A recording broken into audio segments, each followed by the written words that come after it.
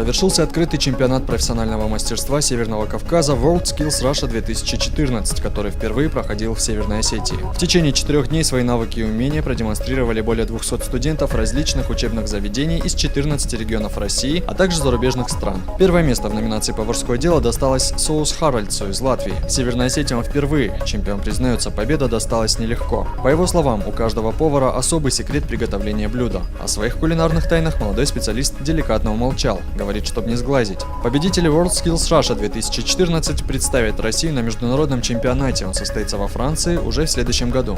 Секреты есть многие, которые я вам не буду рассказывать. Это как бы секреты, да. И эта кухня у нас совсем другая, чем здесь у местных человеков. Все было очень по-другому. Продукты, технологии. Было трудно как бы совместить это вместе все.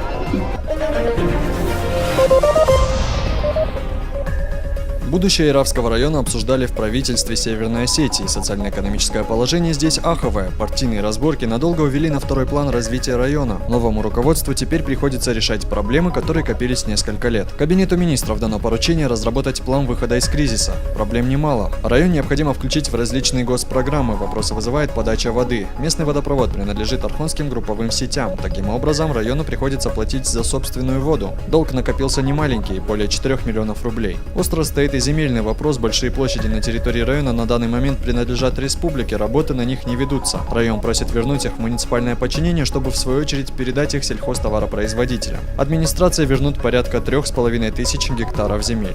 Долгов у нас на сегодняшний день более 76 миллионов рублей. И эти долги, например, долги перед Ростелекомом, 2 миллиона 14 тысяч рублей. Они уже скапливаются с 2006 года. В 2 раза больше спорта, в 2 раза больше здоровья, безграничная радость для детей. Во Владикавказе на улице Астана Кисаева открыли еще одну спортивную площадку. Это уже 81-й спортивный объект, который появился по инициативе администрации города. Здесь можно гонять в футбол, играть в баскетбол и волейбол. Специальное резиновое покрытие убережет детей от серьезных травм. Детскую спортивную площадку, как и полагается, открыли торжественно. Перерезание красной ленты, танцы и песни. Малыши из детского сада номер 46 порадовали гостей концертными номерами, которые подготовили специально к этому дню. Мы приехали на площадку. Мы сегодня танцевали зрители. А потом будете приходить еще? Да. А что будете здесь делать? Играть.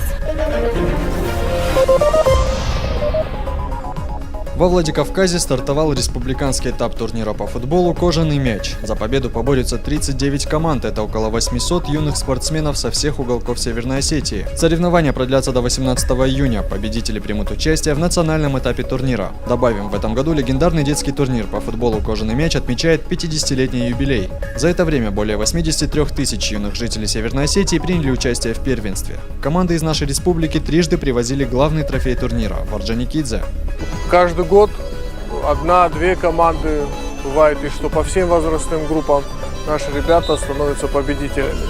В прошлом году команда селения Октябрьская у нас победила в турнире «Кожаный мяч», и они на днях выезжают в Рио-де-Жанейро,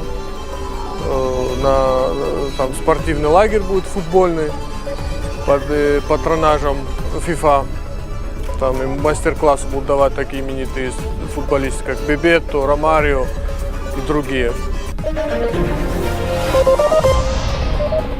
Очередной субботник прошел во Владикавказе. В преддверии Дня города жители столицы республики решили очистить район набережной от мусора, который уже буквально въелся в землю. Пластиковые бутылки, полиэтиленовые пакеты и окурки волонтерам пришлось выпалывать вместе с травой. Попытку привести самое популярное место отдыха в порядок уже предприняли на прошлой неделе, однако сделать это за один день не получилось. В этот раз, вооружившись метлами и лопатами, на улицу вышли члены организации «Здоровая Осетия». С раннего утра они усердно взялись за уборку, привлекая внимание и тех, кто не знал о проведении субботника. Группа молодых людей пропагандирует здоровый образ жизни, а чистота родного города, как известно, залог хорошего самочувствия.